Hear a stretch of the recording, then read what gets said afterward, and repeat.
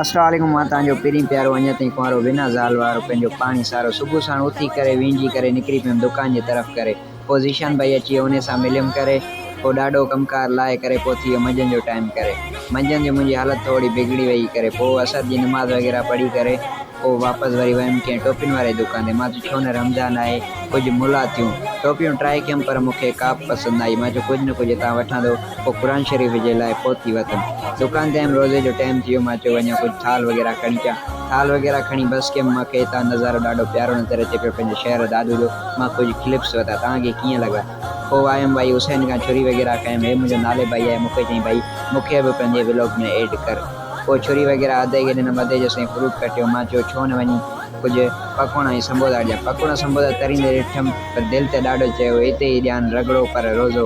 पोइ जलेबी बि ॾाढी गरम गरम हुई। मां चयो भाई भला मूंखे बि तव्हां जलेबी ॾियो, अलाए छो तव्हांजी जलेबी से मुंहिंजो वात पाणी थो थिए। पोइ फ्रूट थी वियो तयारु, हाणे मूंखे ॾींदा इजाज़त। अल्लाह हाफ़िज़।